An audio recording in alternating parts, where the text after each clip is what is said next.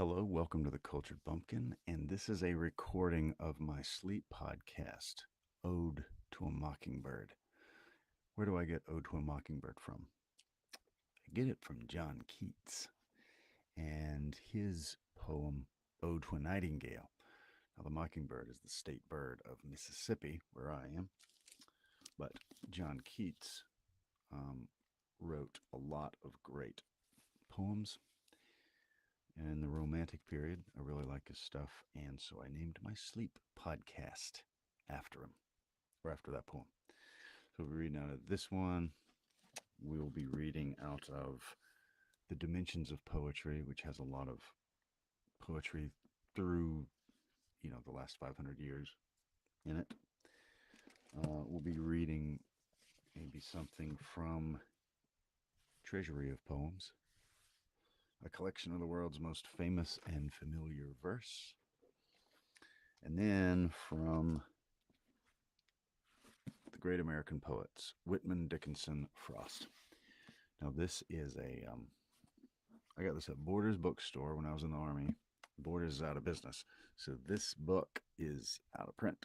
And it's just beautiful. I love it. So we'll read some poetry.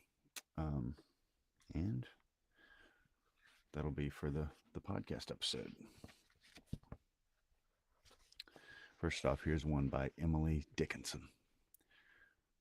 A wounded deer leaps highest. I've heard the hunter tell 'tis but the ecstasy of death. And then the break is still, the smitten rock that gushes, the trampled steel that springs. A cheek is always redder, just where the hectic stings. Mirth is the mail of anguish, in which it cautions arm, lest anybody spy the blood, and you're hurt exclaim.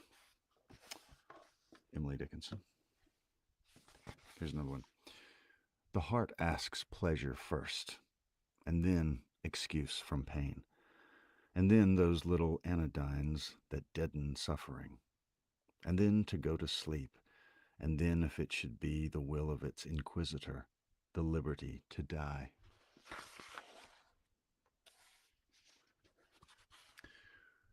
I asked no other thing, no other was denied. I offered being for it. The mighty merchant smiled. Brazil? He twirled a button without a glance my way. But, madam, is there nothing else that we can show today? Emily Dickinson. Here's one by Robert Frost called A Time to Talk. When a friend calls to me from the road and slows his horse to a meaning walk, I don't stand still and look around on all the hills I haven't hoed and shout from where I am, what is it? No, not as there is time to talk. I thrust my hoe in the mellow ground, blade end up and 5 feet tall, and plod. I go up to the stone wall for a friendly visit. That's Robert Frost, A Time to Talk. The Cow and Apple Time. Something inspires the only cow of late to make no more of a wall than an open gate, and think no more of wall builders than fools. Her face is flecked with pomace, and she drools a cider syrup. Having tasted fruit, she scorns a pasture withering to root. She runs from tree to tree where lie and sweeten the windfalls, spiked with stubble and worm-eaten. She leaves them bitten when she has to fly. She bellows on a knoll against the sky. Her udder shrivels and the milk goes dry. Robert Frost, The Cow in Apple Time. Another Robert Frost, Range Finding. The battle rent a cobweb diamond strung and cut a flower beside a groundbird's nest before it stained a single human breast. The stricken flower bent double and so hung, and still the bird revisited her young. A butterfly its fall had dispossessed, a moment sought in air his flower of rest, then lightly stooped to it and fluttering clung. On the bare upland pasture there had spread o'ernight twixt mullion stalks of wheel of thread, a straining cables wet, and straining cables wet with silver dew, and sudden passing bullet shook it dry. The indwelling spider ran to greet the fly, but finding nothing, sullenly withdrew. Range Finding by Robert Frost. I will try this one. The collection of great poems.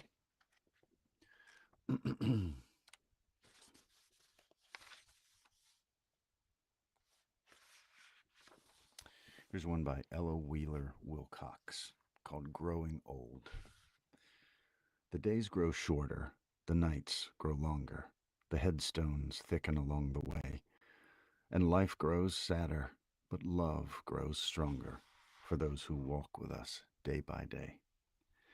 The tear comes quicker, the laugh comes slower, the courage is lesser to do and dare, and the tide of joy in the heart falls lower and seldom covers the reefs of care. But all true things in the world seem truer, and the better things of earth seem best, and friends are dearer as friends are fewer, and love is all as our sun dips west. Then let us clasp hands as we walk together, and let us speak softly in low, sweet tone, for no man knows on the morrow whether we two pass on or but one alone. Ella Wheeler Wilcox, Growing Old. There's another one about growing old by William Butler Yeats called When You Are Old. When you are old and gray and full of sleep and nodding by the fire, take down this book and slowly read and dream of the soft look your eyes once had and of their shadows deep. How many loved your moments of glad grace and loved your beauty with love false or true, but one man loved the pilgrim soul in you and loved the sorrows of your changing face, and bending down beside the glowing bars murmur a little sadly how love fled and paced upon the mountains overhead and hid his face amid a crowd of stars. William Butler Yeats, When You Are Old. Lord Byron, She Walks in Beauty. She walks in beauty like the night of cloudless climes and starry skies, and all that's best of dark and bright meet in her aspect and her eyes, thus mellowed to that tender light which heaven to gaudy day denies.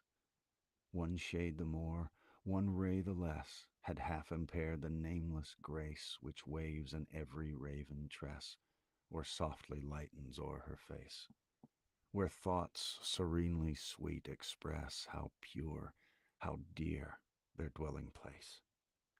And on that cheek and o'er that brow, so soft, so calm, yet eloquent, the smiles that win, the tints that glow, but tell of days in goodness spent, a mind at peace with all below, a heart whose love is innocent. George Gordon, Lord Byron, She Walks in Beauty.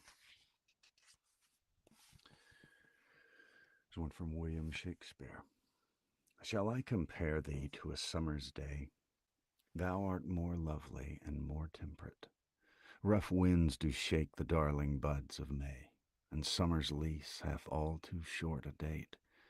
Sometime too hot the eye of heaven shines, and often is his gold complexion dimmed, and every fair from fair sometime declines, by chance or nature's changing course untrimmed.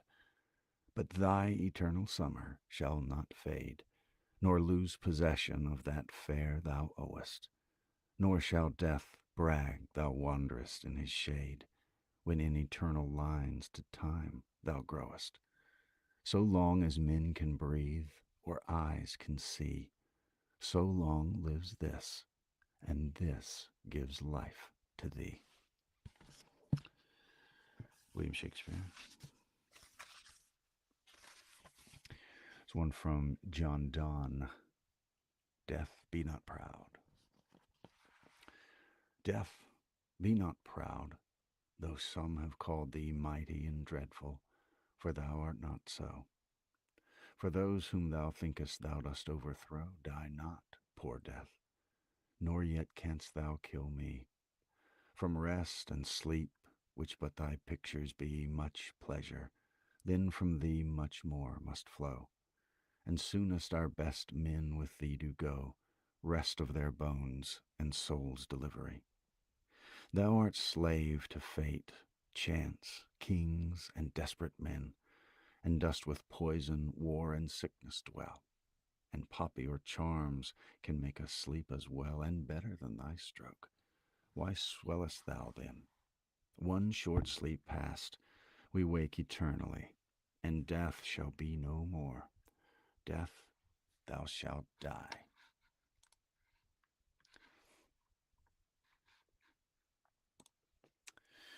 Alexis, I am.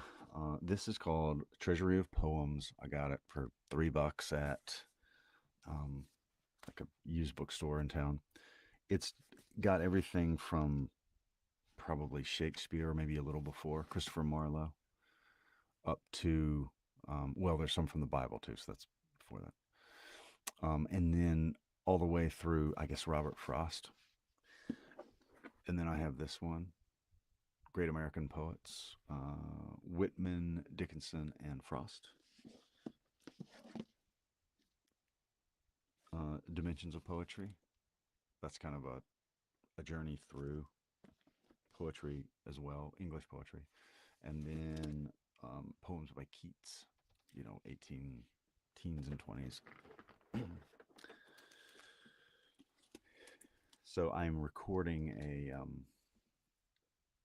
sleep podcast. So I have a sleep podcast called Ode to a Mockingbird.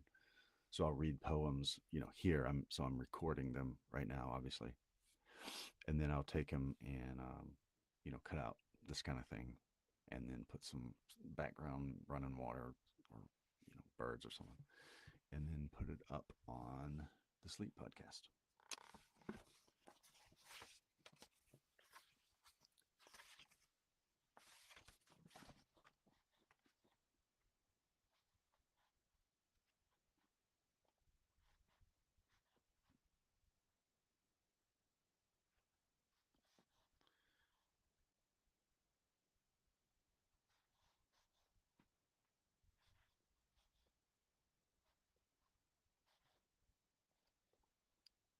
When I was younger, my dad read to me a lot because his dad did not read to him. So he said, I want to read to you." So he sort of built within me a love of literature and poetry and stuff, and I'm really glad he did.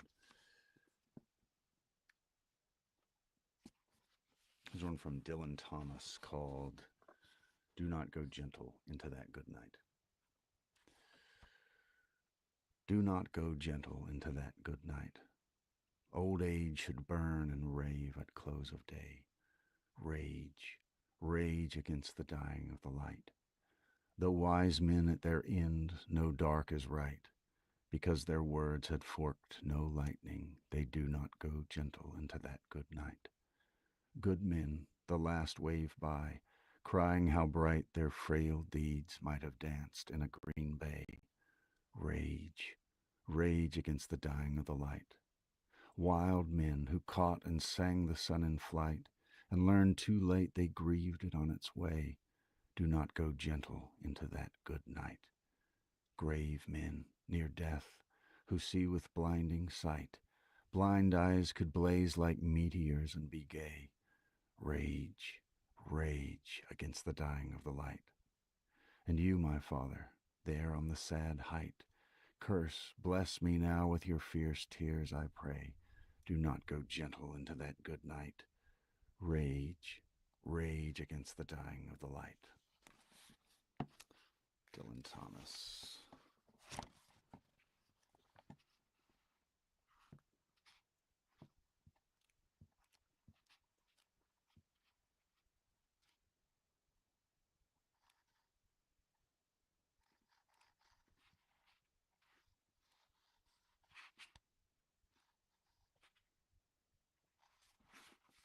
one by Christina Rossetti. Who has seen the wind? Neither you, neither I nor you. But when the leaves hang trembling, the wind is passing through. Who has seen the wind? Neither you nor I. But when the trees bow down their heads, the wind is passing by.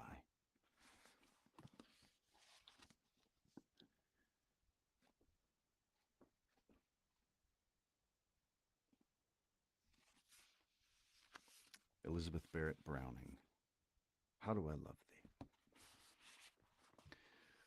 How do I love thee? Let me count the ways. I love thee to the depth and breadth and height my soul can reach, when feeling out of sight, for the ends of being an ideal grace. I love thee to the level of every day's most quiet need, by sun and candlelight. I love thee freely, as men strive for right. I love thee purely, as they turn from praise. I love thee with the passion put to use in my old griefs, and with my childhood's faith. I love thee with a love I seem to lose with my lost saints. I love thee with the breath, smiles, tears of all my life, and if God choose, I shall but love thee better after death. Elizabeth Barrett Browning, How Do I Love Thee? As a good friend of mine said, one of my poet friends, if Elizabeth Barrett, if he would have been born 200 years earlier or something like that, he would have challenged Robert Burns to a duel. I feel kind of the same way.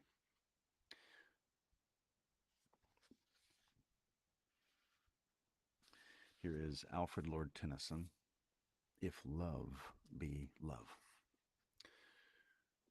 In love, if love be love, if love be ours, faith and unfaith can ne'er be equal powers. Unfaith in aught is want of faith in all. It is the little rift within the lute that by and by will make the music mute, and ever widening, slowly silence all. The little rift within the lover's lute, or little pitted speck in garnered fruit that rotting inwards slowly moulders all. It is not worth the keeping. Let it go. But shall it? Answer, darling, answer no, and trust me not at all, or all in all. Lord Tennyson, If Love Be Love.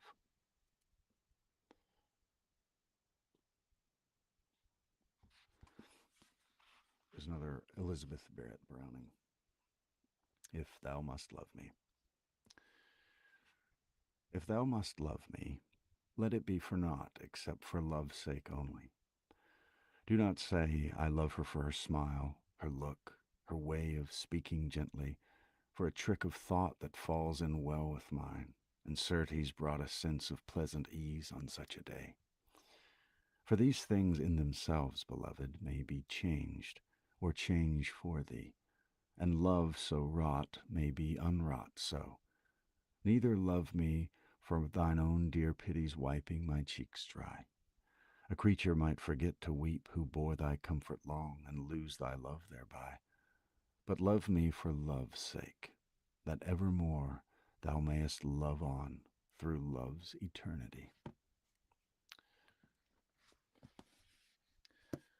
All right, so we've done these two.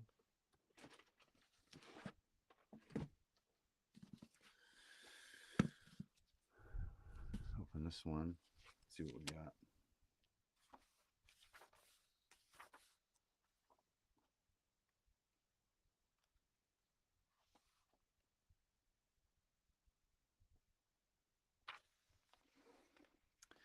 This is from Twelfth Night by William Shakespeare. Come away, death, and in sad cypress let me be laid. Fly away, breath, I am slain by a fair, cruel maid. My shroud of white, stuck all with you, oh prepare it. My part of death, no one so true did share it. Not a flower, Not a flower sweet on my black coffin let there be strown. Not a friend, not a friend to greet my poor corpse where my bones shall be thrown. A thousand sighs to save. Lay me, O where, sad true lover, never find my grave to weep there.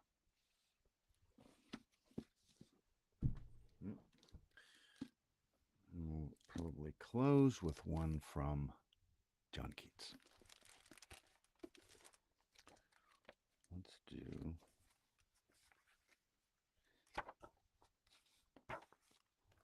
Oh, it smells so good. It's that old book smell. Mm.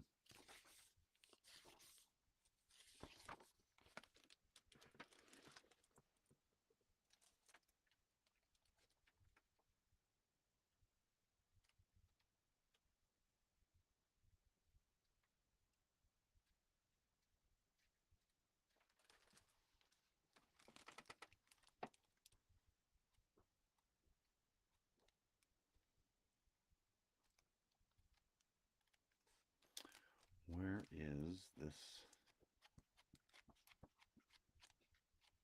Well,